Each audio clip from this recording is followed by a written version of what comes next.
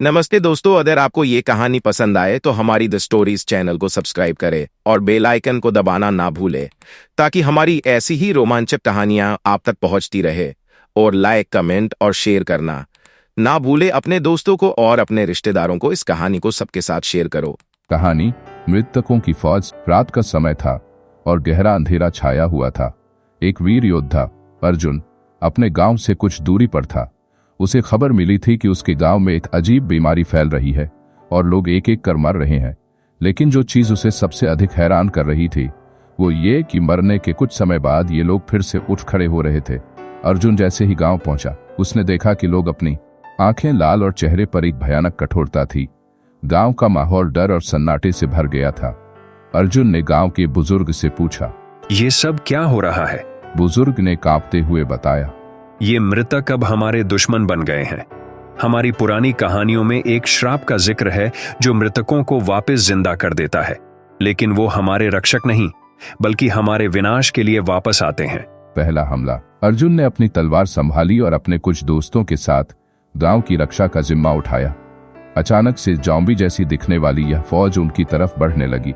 ये लोग कोई साधारण इंसान नहीं थे, बल्कि उन्हें मारने के बाद भी उनकी शक्ति खत्म नहीं हो रही थी। अर्जुन और उसके साथियों ने अपनी पूरी ताकत लगाई, लेकिन हर बार वो दुश्मन और शक्तिशाली होकर लौटते। अर्जुन समझ गया कि ये लड़ाई सामान्य नहीं है, उसे कुछ खास करना होगा। तभी उसके दिमाग में एक पुरानी कथा आई जिसमें इस तरह की स्थिति में एक विशेष मंत्र और तलवार का जिक्र था जो मृतकों की आत्माओं को मुक्त कर सकता था। अर्जुन ने गांव के बाहर एक पुरानी गुफा में जाकर उस विशेष तलवार को खोजने का निश्चय किया। वो तलवार जिसे केवल एक सच्चा योद्धा ही उठा सकता था। उसे कई कठिनाइयों का सामना करना पड़ा, लेकिन अंततः उसे वो तलवार मिल गई। उस तलवार में एक अद्भुत शक्ति थी जो अंधकार की शक्तियों को काट सकती थी।